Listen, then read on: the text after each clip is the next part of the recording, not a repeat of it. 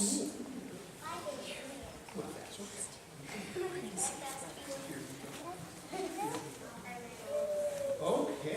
Well, today I wanted to read a story to you, and it's called The Pumpkin Patch Parable.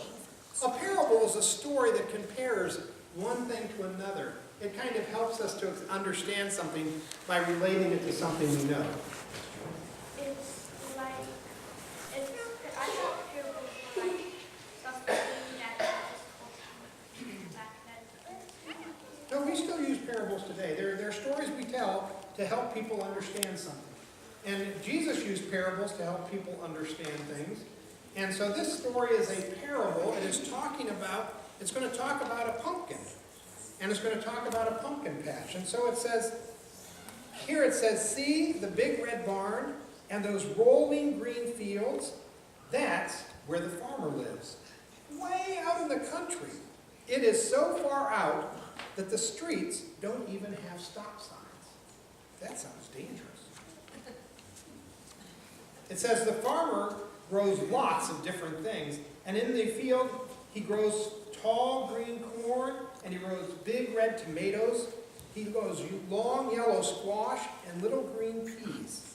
People eat that stuff for dinner, you know. You're supposed to eat your vegetables. But the best vegetable the farmer grows are pumpkins.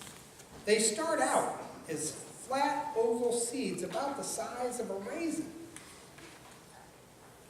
And one hot June day, soon after school is out, the farmer places pumpkin seeds he plants pumpkin seeds just like he did every summer. The seeds disappear into the ground, and in nice, neat rows, and they grew there in the dark. All through the 4th of July. They plant them and they wait to see if they come up. And so early one morning, a thin green shoot quietly poked its way out of the soil. Soon, a long green vine stretched across the ground, and from that vine, little buds sprouted into wide green leaves. And the leaves spread out flat to catch the August sun. Someday, those little green buds would turn into big orange pumpkins.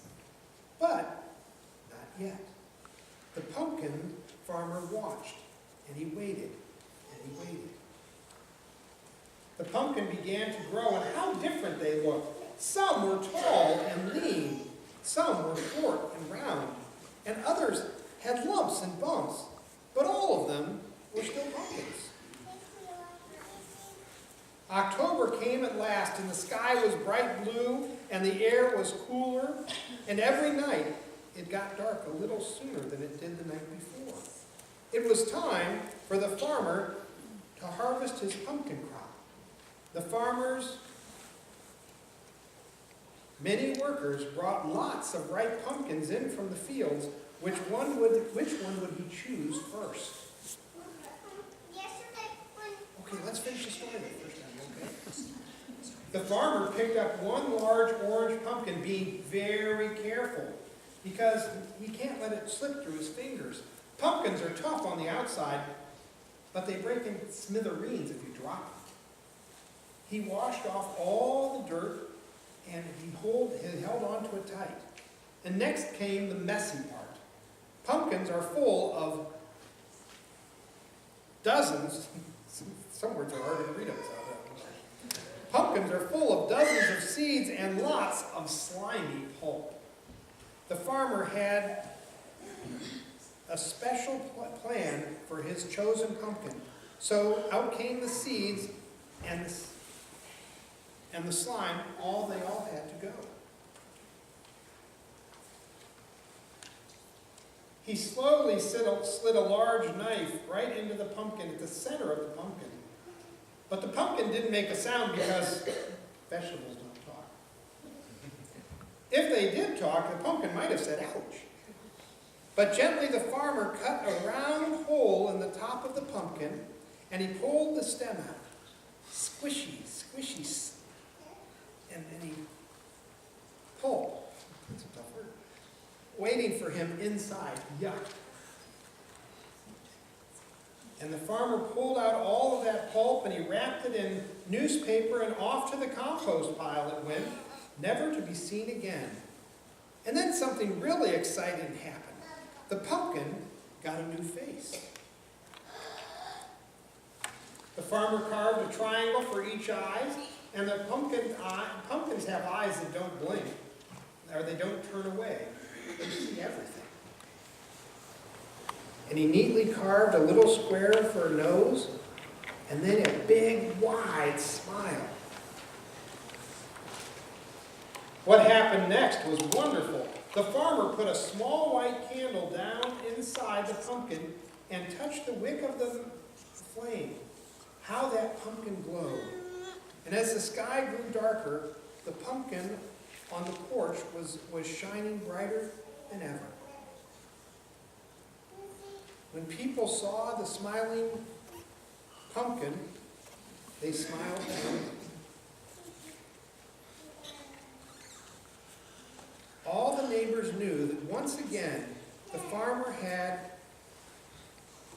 turned a simple pumpkin into a simply glorious sight. In the same way, God the Father offers his children the chance to be like new and full of joy and full of light, shining like the stars in the dark world. See, each one of you is a pumpkin in God's patch. We're all going to shine bright. Yesterday, when the square and the other pumpkin, not the same, but the other pumpkin, or like the square pumpkin, or all the same. Yeah, there's all shapes of pumpkin. Look at my teacher. Okay. That's good. One time, a square pumpkin, my teacher, the pumpkin, it took my pumpkin out of the tree and put it in its hole. There we go. Squirrels like food. That's good. Okay, well let's close with let's have it. You guys say after me. Dear Jesus, thank you for reminding us of your love through simple things like a pumpkin. Help us to shine brightly in this world. Amen. Very good. Now, I've got something for you from this.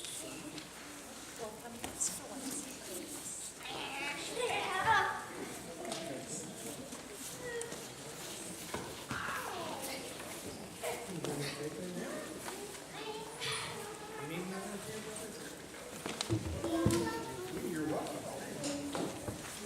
You're welcome. We continue at the singing of the next hymn. Almighty Fortress is our God. I think it's 657. 657 in your name. Oh, you got the chair. Thank you.